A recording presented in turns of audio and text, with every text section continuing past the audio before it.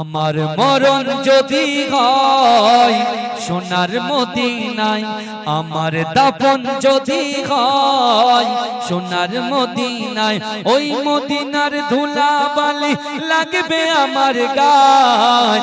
আমার মরণ যদি হয় সোনার মদিনায়, জোরে হবে না সুবহানাল্লাহ?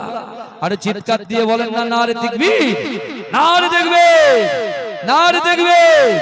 রওজা নবীর দেখলে পরে প্রাণটা ভরে যায়, নয়ন যুগল অশ্রু ঝরে পলক ভিজে যায়। রওজা নবীর দেখলে পরে প্রাণটা ভরে যায়, নয়ন যুগল অশ্রু ঝরে পলক ভিজে যায়। মনে আমার আশা জাগে, মনে আমার আশা জাগে, দিদার যেন হয়। আমার মরণ যদি হয় সোনার মদিনায়, আমার দাফন যদি হয় সোনার মদিনায়, ওই মদিনার ধুলাবালি লাগবে আমার গায়। আমার মরণ যদি হয় সোনার মদিনায়। কত হাজি কেঁদে কেঁদে বলে দয়াময়, মৌত আমার হয় যেন নবী যে তার। কত হাজি কেঁদে কেঁদে বলে দয়াময়, মৌত আমার হয় যেন নবী যে তার। তার সুপারিশ পেলে পরে, তার সুপারিশ পেলে পরে জান্নাত নসিব হয়। আমার মরণ যদি হয় সোনার মদিনায়, আমার দাফন যদি হয় সোনার মদিনায়, ওই মদিনার ধুলাবালি লাগবে আমার গায়। আমার মরণ যদি হয় সোনার মদিনায়, সোনার মদিনায় গিয়ে চুম্ব নবীর পায়, সালাম আমি দেব গিয়ে নবীজির রওজায়। সোনার মদিনায় গিয়ে চুম্ব নবীর পায়, সালাম আমি দেব গিয়ে নবীজির রওজায়। নিরালায় কাঁদব ওই দিন, নিরালায় কাঁদব ওই দিন খোদার কাবায়। আমার মরণ যদি হয় সোনার মদিনায়, আমার দাফন যদি হয় সোনার মদিনায়, ওই মদিনার ধুলাবালি লাগবে আমার গায়। আমার মরণ যদি হয় সোনার মদিনায়। আল্লাহুম্মা গোলাপ নীলাম গাধা নীলাম, নীলাম রজনী গন্ধা, মনের সুখে মালা গেথেছি সকাল থেকে সন্ধ্যা। একবার দেখা দাও যদি ও গো কামলিওয়ালা,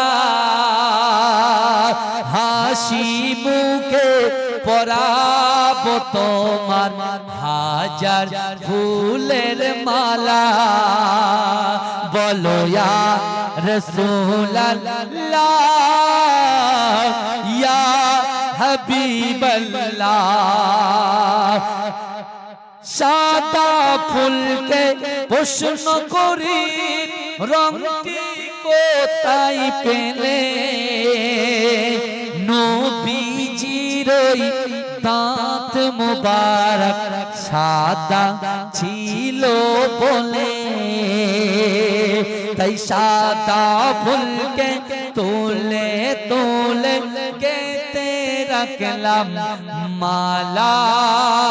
হাসি মুখে পরাবো তোমার হাজার ফুলের মালা। সুযোগ পেলে পরাবো তোমার হাজার ফুলের মালা। বলো বলো ইয়া রাসূলুল্লাহ, ইয়া হাবিবাল্লাহ।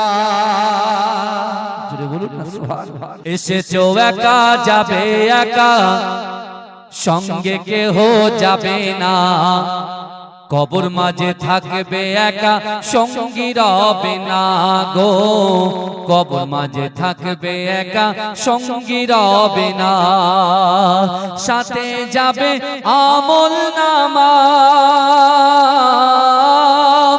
আর তো কিছুই রবে না, গহীন করে যেতে হবে, গহীন করে যেতে হবে, ওটাই আসল ঠিকানা, কবর মাঝে থাকবে একা, সঙ্গী রবে না গো, কবর মাঝে থাকবে একা, সঙ্গী রবে না, কবর মাঝে আসবে রেখে তোমার সাদের চাঁদ মুখানা, আপন আপন ভাবো যাদের, আপন আপন ভাবো যাদের, কেউ তো আপন হবে না, কবর মাঝে থাকবে একা, সঙ্গী রবে না গো, কবর মাঝে থাকবে একা, সঙ্গী রবে না, এসেছো একা যাবে একা, কেউ তো সাথে যাবে না, কবর মাঝে থাকবে একা, সঙ্গী রবে না গো, কবর মাঝে থাকবে একা, সঙ্গী রবে না, করিবে সওয়াল মুনকার নাকির, জবাব যখন পারবে না, মাটি তোমার দেবে পিষে, মাটি তোমার দেবে পিষে, ছাড় যে তুমি পাবে না, কবর মাঝে থাকবে একা, সঙ্গী রবে না গো, কবর মাঝে থাকবে একা, সঙ্গী রবে না, এসেছো একা যাবে একা, কেউ তো সাথে যাবে না, কবর মাঝে থাকবে একা, সঙ্গী রবে না গো, কবর মাঝে থাকবে একা, সঙ্গী রবে না। আল্লাহুম্মা আমার আপনার নবী দয়ার নবী জনাবে মুহাম্মদুর রাসূলুল্লাহ সাল্লাল্লাহু আলাইহি ওয়াসাল্লাম সাহাবাদেরকে বলেছিলেন, ও আমার সাহাবারা, আমি রাসূলুল্লাহ তোমাদেরকে জানিয়ে দিলাম, লা ইউমিনু আহাদুকুম হাত্তা আকুনা আহাব্বা ইলাইহি মিন ওয়ালিদিহি ওয়া ওয়ালাদিহি ওয়ান নাসি আজমাইন। হে যুবকেরা, হে নবী পাকের উম্মতিরা, বিশ্ব নবী রাসূলুল্লাহ সাল্লাল্লাহু আলাইহি ওয়াসাল্লাম সাহাবাদেরকে বলেছিলেন, ও আমার সাহাবারা শোনো শোনো, আমি রাসূলুল্লাহ তোমাদেরকে জানিয়ে দিলাম, লা ইউমিনু আহাদুকুম হাত্তা আকুনা আহাব্বা ইলাইহি মিন ওয়ালিদিহি ওয়া ওয়ালাদিহি ওয়ান নাসি আজমাইন। ও আমার সাহাবারা, তোমরা ততক্ষণ পর্যন্ত পূর্ণ ঈমানদার হতে পারবে না যতক্ষণ তোমাদের পিতা মাতা, তোমাদের সন্তান সন্ততি, তোমাদের আত্মীয় পরিজন, পাড়াবাসী, গ্রামবাসী, ব্যবসা বাণিজ্য, সকলের থেকে বেশি আমি রাসূলুল্লাহকে মহব্বত করতে হবে, তাহলে তোমরা হবে ঈমানদার। রাসূলুল্লাহ বলছেন, তোমাদের বাপ মা, সন্তান সন্ততি, নারী পুরুষ, স্ত্রী পুত্র কন্যা, সকলের থেকে রাসূলুল্লাহকে কি করতে হবে? বেশি মহব্বত করতে হবে। জোরে বলেন। আল্লাহর রাসূল সাল্লাল্লাহু আলাইহি ওয়াসাল্লাম জুলাইবিবকে বলছে, বাবা জুলাইবিব, তোমার মনটা খারাপ, তোমার বয়স হয়েছে, তোমাকে আমি রাসূলুল্লাহ বিবাহ দেব। জুলাইবিব বলছে, ইয়া রাসূলুল্লাহ, আপনি তো আমাকে বিবাহ দেবেন, কিন্তু আমার কাছে তো কোনো সম্পদ নাই। এখন বর্তমান সন্তানদেরকে বিবাহ দিতে গেলে মেয়ের বাপ কি দেখে বলেন তো? টাকা তো দেখে, আর কি দেখে? বংশ দেখে, বংশ, মামার বংশ দেখে, তাই না? দাদুর বংশ দেখে। বুঝতে পারছেন না? এখন তো সব ছেলে মেয়ে নিজেদের মধ্যে যোগাযোগ করে বাড়ি এসে বলে দেয় যে আমি এই খাবো ওই খাবো, মা বাপ ভয়তে দিয়ে দেয়, যা হয়ে গেল। বুঝতে পারছেন? হয় কি হয় না, কথা বলে না। বর্তমান যা সিচুয়েশন চলছে, কলেজে যাচ্ছে, ক্যান্টিনে বসছে, আলোচনা হচ্ছে, ব্যাস সব সেটিং করে বাড়ি এসে বলছে যদি না দেন বেরিয়ে চলে যাব। মা বাপ বলছে সম্মান চলে যাবে, কি হবে তা হোক। কিন্তু ভাই যা আমার সেই যুবক সেই বোনকে বলছি, আপনার মা আপনার আব্বু কত কষ্ট করে কত মেহনত করে তিল তিল করে তোমাকে মানুষ করেছে, তুমি তাদের প্রাধান্য দেবে না? তুমি তাদেরকে গুরুত্ব দেবে না? শীতের রজনী আসছে, কিছুদিন পর শীত পড়বে, সেই শীতের সময় মা না ঘুমিয়ে সারা রাত বাচ্চার পাশে বসে আছে। স্বামী বলছে, কি ব্যাপার তুমি জেগে বসে আছো, এসে শুয়ে পড়ো। বলছে, না আমার কচির তো অ্যাজমা আছে, আমার কচির তো নিউমোনিয়া রোগ আছে, যদি গায়ের থেকে কম্বলটা সরে যায় ঠান্ডা লাগবে, শীত পড়বে, ও তো আবার শরীর খারাপ করবে, ওর থেকে বরঞ্চ আমি সেই ভোর পর্যন্ত বসে থাকবো আমার মনার জন্য। কিন্তু বিশ্বাস করো, আজকে তুমি ডক্টর হয়েছো, আজকে তুমি ইঞ্জিনিয়ার হয়েছো, আজকে তুমি মাস্টার হয়েছো, আজকে তুমি সফল ব্যবসাদার হয়েছো, আজকে আল্লাহ তোমাকে অর্থ দিয়েছে, সম্পদ দিয়েছে, ইজ্জত দিয়েছে, শক্তি দিয়েছে, আল্লাহ তোমার বোঝার ক্ষমতা দিয়েছে, আজকে তুমি কি করলে? তোমার মা বাপের হককে নষ্ট করে দিয়ে তুমি নিজের জন্য নিজের মা বাপকে কষ্ট দিলে। ভালো করে বলবেন, রাসূলুল্লাহ বুঝিয়ে দিচ্ছে সবার থেকে আমি রাসূলকে ভালোবাসতে হবে। রাসূলুল্লাহ সাহাবাদেরকে বলতে, রে আমার সাহাবারা শোনো, আমি রাসূলুল্লাহ তোমাদেরকে জানিয়ে দিলাম, যাদের পিতামাতা নাই যদি তাদেরকে খিদমত করার ইচ্ছা হয়, তাহলে আমি রাসূলুল্লাহ বলছি, যাদের বাপ মা কবরে চলে গেছে কিন্তু সন্তানের মনের আশা আকাঙ্ক্ষা ইচ্ছা যে আমি আমার মা বাপকে একটু খিদমত করব, আমার অর্থ ছিল, টাকা ছিল, ব্যবসা ছিল, বাণিজ্য ছিল, সব কিছু ছিল, কিন্তু মা বাপকে আমি খিদমত ঠিকঠাক করতে পারিনি, তাহলে রাসূলুল্লাহ সেই সকল যুবকদেরকে বলছে, এখনো রাস্তা আছে বাপ মায়ের জন্য। বাপ মা ইন্তেকাল করেছে, তারপরেও এখনো রাস্তা আছে বাপ মার খিদমত করার। ভালো করে ওয়াজ বুঝবেন, মরা মা বাপের খিদমত করার এখনো একটা রাস্তা আছে। আপনারা করতে চান?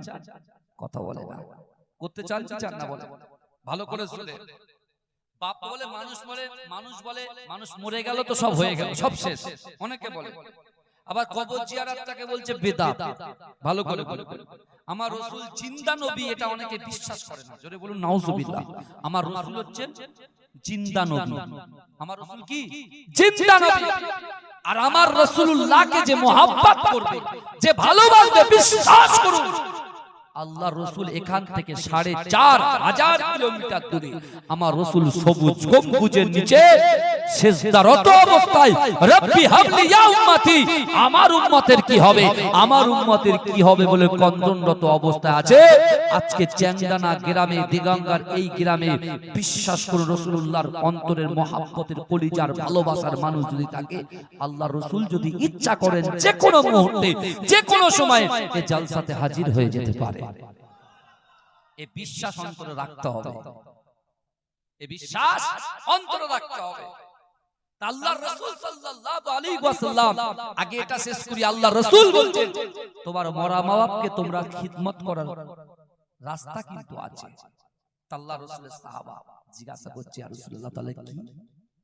আমার আপনার নবী, দয়ার নবী জনাবে মুহাম্মদুর রাসূলুল্লাহ সাল্লাল্লাহু আলাইহি ওয়াসাল্লাম ওই সময় সাহাবাদেরকে বলেছিলেন, ও আমার সাহাবারা, আমি রাসূলুল্লাহ তোমাদেরকে জানিয়ে দিলাম, না না না, নামাজের মাসাল্লাটা বিছিয়ে নামাজ আদায় করে দুহাত উত্তোলন করে আল্লাহ পাক রব্বুল আলামিনের কাছে দোয়া চাও, ও রব্বির হামহুমা কামা রব্বায়ানি সগীরা, রব্বির হামহুমা কামা রব্বায়ানি সগীরা।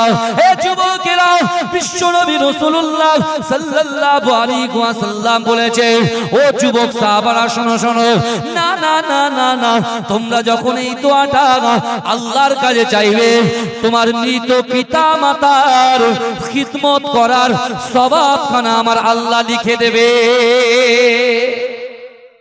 যদি বলুন না সুবহানাল্লাহ। রব্বির হামহুমা কামা রব্বায়ানি সগীরা। এই যার বাপ মা ইন্তেকাল হয়ে গেছে, মায়ের সঙ্গে কথা ছিল না, বাপের সঙ্গে কথা ছিল না, মুখ দেখাদেখি ছিল না, তুমি বাইরে কাজে গেছো, এসে দেখছো মা ইন্তেকাল হয়ে গেছে, বাইরে কাজে গেছো, মা ইন্তেকাল, বাপ ইন্তেকাল হয়ে গেছে। আমি সেই সকল যুবকদেরকে বলছি সাবধান হও। তুমি যতই ইবাদত বন্দেগী করো, যতই পরেজগার হও না কেন, মায়ের দিলে বাপের দিলে কষ্ট দিলে আল্লাহ তোমার ওই ইবাদতকে ছুঁড়ে মারবে মুখে। এই শুনছেন আপনারা? ছুঁড়ে মারবে। এখনো সাবধান হন। রাসূলুল্লাহ সেই রাস্তা দেখিয়ে দিয়ে গেছেন মা বাপকে খিদমত করা যায়। বিশ্ব নবী রাসূলুল্লাহ সাল্লাল্লাহু আলাইহি ওয়াসাল্লাম আবার সাহাবাদেরকে বললেন, ও আমার সাহাবারা শোনো শোনো, আমি রাসূলুল্লাহ তোমাদেরকে জানিয়ে দিলাম, না না না না না, তোমরা যদি তোমাদের মরা মা বাপকে খিদমত করতে চাও, আমি রাসূলুল্লাহ তোমাদেরকে জানিয়ে দিলাম, না না না না না, আল্লাহ তোমাদের যে অর্থ দিয়েছে, সম্পদ দিয়েছে, আল্লাহ যে রিজিক দিয়েছে, রুজি দিয়েছে, ওই রুজি থেকে, ওই অর্থ থেকে, ওই সম্পদের থেকে পিতা মাতার মধ্যে, পিতা মাতার জন্য, পিতা মাতার জন্য, পিতা মাতার নামে তোমরা তোমাদের অর্থ সম্পদ গুলো ফি সাবিলিল্লাহ আল্লাহর রাস্তায় দান করে দাও। আল্লাহ রাসূল বলছে তোমাদের অর্থ সম্পদ গুলো যদি পিতামাতার জন্য দান করো, তাহলে ওটাও তোমার পিতামাতার বেঁচে থাকাকালীন আল্লাহ যে সওয়াব আতা করত, ইন্তেকালের পরে তুমি তোমার বাপ মায়ের জন্য গচ্ছিত সম্পদ, অর্থ সম্পদ গুলো যদি সাদকায়ে জারিয়া হিসেবে দান করো, তাহলে তোমার মরা পিতামাতা জীবিত অবস্থায় তাদের পা টিপে দিলে, তাদের খিদমত করলে যে সওয়াব আল্লাহ দিত তোমাদের আমলনামায়, সেই সওয়াব আল্লাহ তোমাদের আমলনামায় লিপিবদ্ধ করে দেবে। জোরে বলেন, জোরে বলবেন না? তৃতীয় নম্বর, বিশ্ব নবী রাসূলুল্লাহ বললেন, ও আমার সাহাবারা শোনো শোনো শোনো শোনো, আমি রাসূলুল্লাহ তোমাদেরকে জানিয়ে দিলাম, না না না, তোমরা আকিমুস সালাত, নামাজ আদায় করো, বাড়িতে কোরআন তেলাওয়াত করো, না না, আমি রাসূলুল্লাহর উপরে দরুদ পড়ো, সূরা ফাতিহা শরীফ, ইখলাস শরীফ, দরুদ শরীফ, আল্লাহ পাক রব্বুল আলামিনের দরবারে ইস্তিগফার শরীফ পড়ে তোমরা যদি তোমার মায়েদের জন্য মাগফিরাতের দোয়া করো, তোমার মায়েদের রুহানি দোয়া করো, আমি রাসূলুল্লাহ জানিয়ে দিলাম, সন্তান যখন বাপের জন্য দোয়া চায়, মেয়ে যখন বাপের জন্য দোয়া চায়, স্বামী যখন স্ত্রীর জন্য দোয়া চায়, স্ত্রী যেমন স্বামীর জন্য দোয়া চায়, ওই দোয়া চাওয়ার সাথে সাথে আমার আল্লাহ পাক তাদের দোয়াটাকে কবুল করে তাদের রূহের সবকে পৌঁছে দেয়। হে যুবকেরা, হে নবী পাকের উম্মত উম্মতিরা, সেই বিশ্ব নবী রাসূলুল্লাহ সাহাবাদের সঙ্গে আলোচনা করছেন। আল্লাহ রাসূল জুলাইবিবের দিকে তাকালেন, জুলাইবিবকে বললেন, বাবা জুলাইবিব, না না না না না, আমি রাসূলুল্লাহ তোমাকে বলছি বাবা, তোমার বিবাহ করতে হবে।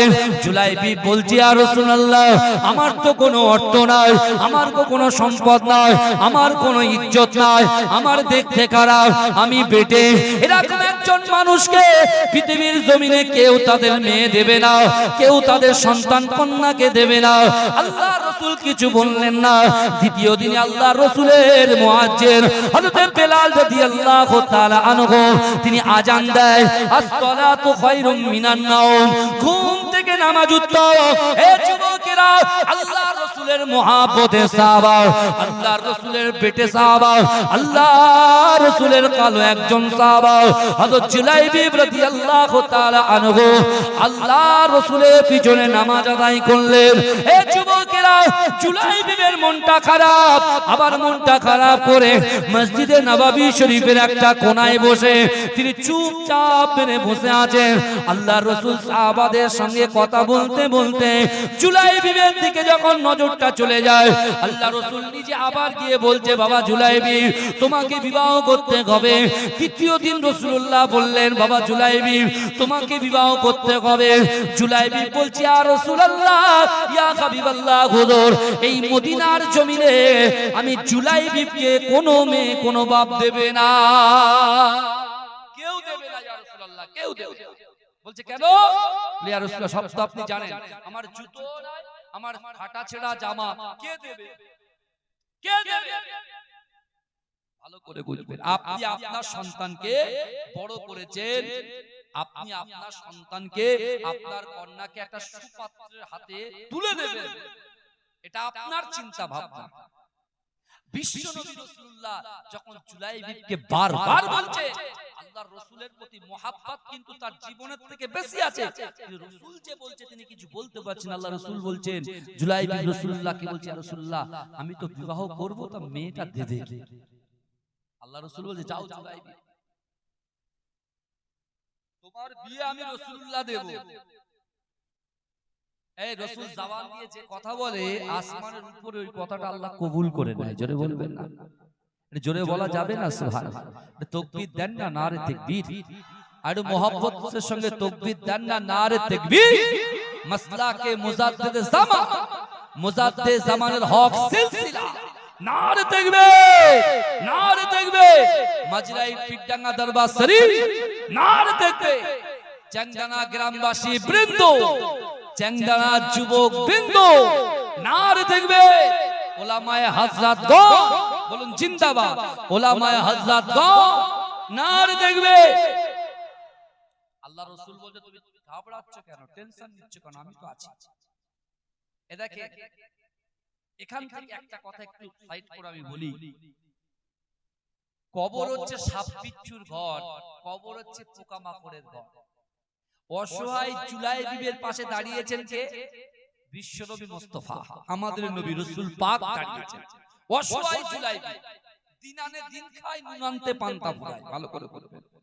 আবার এই অন্ধকার কবরে, সাপ বিচ্ছুর কবরে, পোকামাকড়ের কবরে রাসূলুল্লাহ সাহাবাদেরকে বুঝিয়ে দিচ্ছেন, আমার সাহাবারা শোনো, তোমরা যখন মৃত্যুবরণ করবে, আমার উম্মত উম্মতিরা যখন মৃত্যুবরণ করবে, ওই লাশের পিছন পিছন খাটিয়া যে নিয়ে যায়, ওই খাটিয়ার পিছন পিছন কবর পর্যন্ত তিনটে জিনিস যাবে। কটা? তিনটে। এটা মনে রাখবেন, আমি কিন্তু এদিক ওদিক করব না। দুটো লাইন, এটা জুলাইবিবের কথা। জুলাইবিব অসহায়, জুলাইবিবের পাশে দাঁড়িয়েছে কে? রাসূলুল্লাহ। কারণ রাসূলুল্লাহ পরীক্ষা করে নিয়েছে জুলাইবিব তার জীবনের থেকে আমি রাসূলুল্লাহকে ভালোবাসি, তাই রাসূলুল্লাহ তার পাশে দাঁড়িয়ে গেছে। জোরে বলুন না সুবহানাল্লাহ। এই জোরে বলবেন না সুবহানাল্লাহ। আবার এদিকে দেখেন, এই কবর অন্ধকার ঘর, সাপ বিচ্ছুর ঘর, পোকামাকড়ের ঘর। আল্লাহ যেখানে বলছেন কোরআনে, ওয়াজা সাকরাতুল মাউত বিল হক, মৃত্যু যন্ত্রণা সত্য। আল্লাহ কোরআনে বলছেন, ইজা জা আজালুহুম লা ইস্তাখিরুনা সাআতাও ওয়া লা ইস্তাকদিমুন। মৃত্যু যখন আসবে, এক সেকেন্ড লেট করা হবে না, এক সেকেন্ড দেরি করা হবে না। কোন যুবক যদি মনে করে আমার 35 বছর বয়স, এখন আমি নামাজ পড়ব না, এখন কোরআন তেলাওয়াত করব না, পিতামাতাকে খিদমত করব না, স্ত্রীর হক আদায় করব না, সন্তানের হক আদায় করব না, যদি আজরাইল চলে আসে, তাহলে কি ঠিকঠাক ইবাদত বান্দি করে দুনিয়া ছাড়তে পারবে সে? এই শুনতে পাচ্ছেন কথাটা? শুনে আমার বাবাজি ভালো করে আমার দিকে তাকান, শুনতে পাচ্ছেন? আমার বাবাজি স্লো করে দিলে আমার গলা বসে যাবে।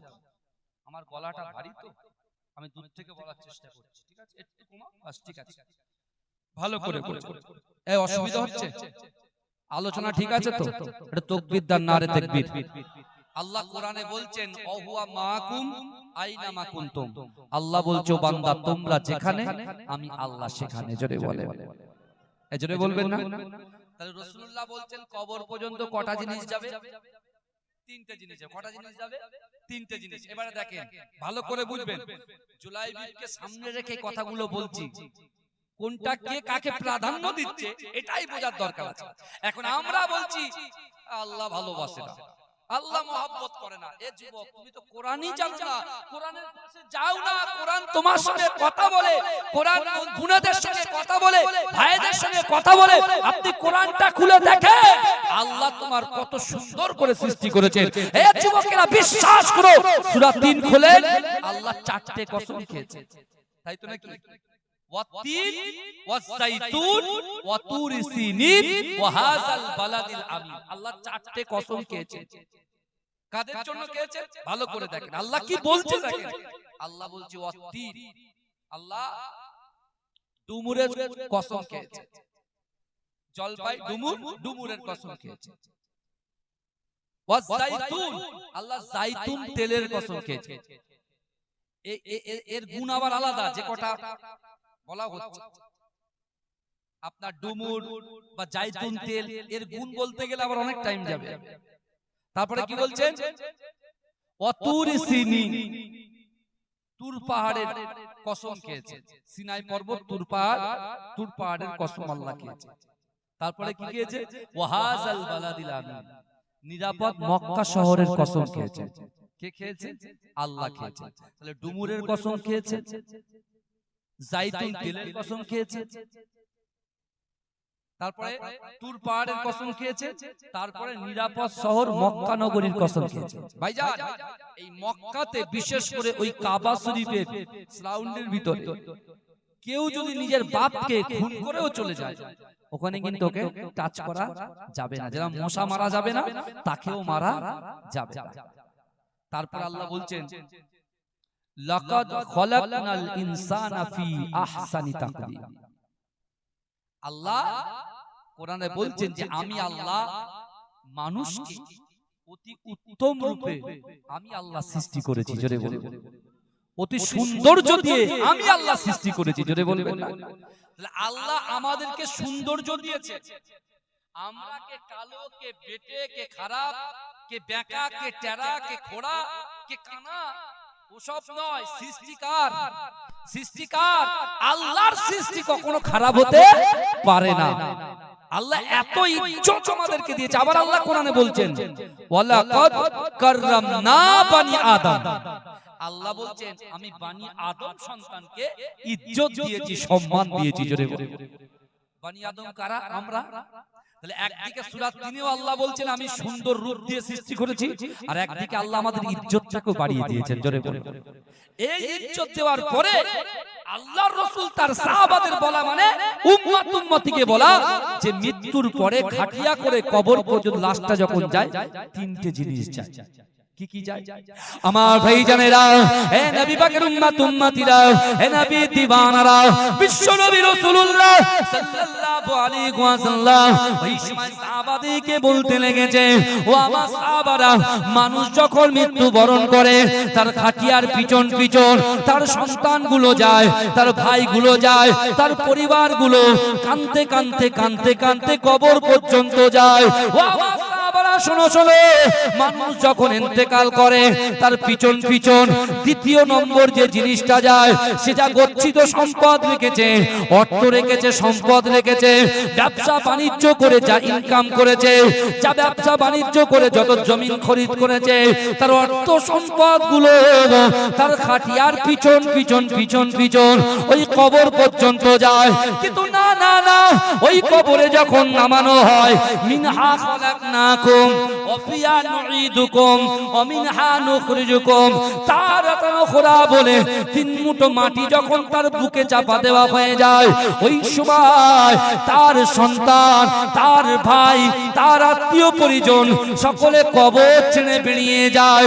ও মা সাহাবারা, শোনো শোনো, ওই কবর ছেড়ে 40 কদম দূরে যখন তার সন্তানটা, তার ভাই, তার বন্ধু, তার বাড়ির গোত্রের লোকেরা যখন ওই কবর ছেড়ে 40 কদম দূরে চলে যায়, ওই কবরওয়ালা তাদের পায়ের আওয়াজ শুনে বুঝতে পারে যে আমার সোনা মানিকটা যাচ্ছে। ও যুবকেরা, যে সন্তানের জন্য আপনি ইনকাম করেছেন, অর্থ খরচা করেছেন, সম্পত্তি ক্রয় করেছেন, যে সন্তানের জন্য আপনি সময় দিয়েছেন 24 ঘন্টা, কিন্তু না না না না না, আপনার কবরে শুইয়ে দিয়ে অন্ধকার ঘর, সাপ বিচ্ছুর ঘর, পোকা মাকড়ের ঘরে আপনার সন্তানকে ফেলে রেখে, আপনাকে ফেলে রেখে আপনার সন্তান কবর ছেড়ে চলে আসবে। যে সম্পত্তিগুলো গচ্ছিত করেছেন, ওই সম্পত্তিগুলো আপনার কবর ছেড়ে চলে আসবে। ও যুবকেরা, বিশ্বাস করেন, আল্লাহ রাসূল সাহাবাদেরকে বলেছিল বলছিলেন, ও আমার সাহাবারা, দুনিয়ার জমিনে যারা ইবাদত বন্দেগী করবে, হুকুকুল্লাহ, আল্লাহর হক, হুকুকুল ইবাদ, বান্দার হক পঙ্খানুপঙ্খভাবে আদায় করবে, যারা কবরে আমল নিয়ে যাবে, ওই আমলটুকু যখন তোমার ভাই বোন কাজে লাগবে না, সন্তান কাজে আসবে না, বন্ধু বান্ধবী কাজে আসবে না, অর্থ সম্পদ কাজে আসবে না, আমি রাসূলুল্লাহ জানিয়ে দিলাম, যার আমল থাকবে ওই আমলটা তার জন্য ঢাল স্বরূপ দাঁড়িয়ে যাবে। এজন্য বলবেন না সুবহানাল্লাহ। ওই আমলটাই তার জন্য কি হবে? কাজে আসবে। যে আমলদার হবে, আমি রাসূলুল্লাহ তার সঙ্গে গিয়ে আগে সাক্ষাৎ করব। জোরে বলে, এজন্য বলবেন না, চিৎকার দিয়ে হবে না সুবহানাল্লাহ। তাহলে আল্লাহর রাসূল বলছেন যে আমল নিয়ে, ঈমান নিয়ে কবরে যাবে, অবশ্যই আপনার সন্তান আপনার খোঁজ নিতে আসবে না, আপনার ব্যবসা অর্থ সম্পত্তি আপনার কোথায় থাকবে তার ঠিক ঠিকানা নেই, কিন্তু মদিনাওয়ালার মুহাব্বত করনেওয়ালা ব্যক্তি কবরে থাকবে, রাসূল দেখা করতে আসবে। জোরে বলেন, এজন্য বলবেন না। কিন্তু জুলাইবিবকে আল্লাহ রাসূল বলছেন বিবাহ আমি দেব। বুঝতে যাচ্ছে কথা? বিবাহ আমি দেব। আল্লাহ রাসূল বলছে জুলাইবিব যাও, মদিনায় আমার একজন আনসারী সাহাবা, ধনী ব্যক্তি, আল্লাহ তাকে প্রচুর অর্থ সম্পত্তি দিয়েছে, তার একমাত্র বেটি, একমাত্র কন্যা, যাও তুমি গিয়ে বলবে আল্লাহর রাসূল আমাকে পাঠিয়েছে, আপনার মেয়ের সঙ্গে আপনি আমাকে বিবাহ দেবেন। এই শুনছেন? আপনার মেয়ের সঙ্গে বিবাহ দেবেন। ঘটককে বিশ্বনবী রাসূলুল্লাহ। এই বুঝতে পারছেন? মিডিলে আল্লাহর রাসূল, তিনি তার জন্য, আল্লাহ রাসূল বলছে যে সম্বন্ধ বিষয়টা বলবে যে রাসূলুল্লাহ বলেছে তোমার মেয়ের সঙ্গে আমাকে বিবাহ দিতে। এই শুনছেন? জুলাইবি ভয় করছে যে একে তো আমার কিছু নাই, না আছে অর্থ, না আছে সম্পদ, না আছে দেখতে, না আছে ড্রেস, না আছে কিছু, কিছুই নেই, ভালো করে জুতো পরা জুতো কিচ্ছু নেই, কিন্তু আল্লাহর রাসূল যে বলেছে, এখন তো রাসূলুল্লাহর হুকুম তো পালন করতেই হবে নাকি? কথা বলে না? তা জুলাইবি আস্তে আস্তে যাচ্ছেন, এক পা এগোই তো দু পা পিছু। বুঝতে পেরেছেন? এক পা এগোই দু পা পিছু, এক পা এগোই দু পা পিছু।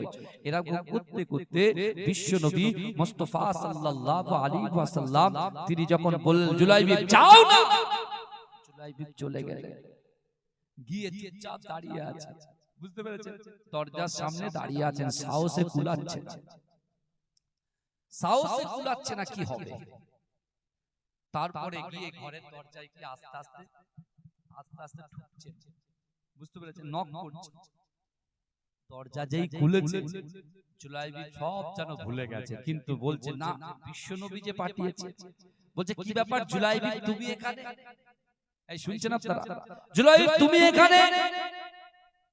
বলছে আল্লাহর রাসূল আপনার কাছে আমাকে পাঠিয়েছে। বলে কেন? বলে আপনার বাড়িতে একটা মেয়ে আছে না? বলে হ্যাঁ। আপনার মেয়ের সঙ্গে রাসূলুল্লাহ আমাকে বিবাহ দিতে বলেছে।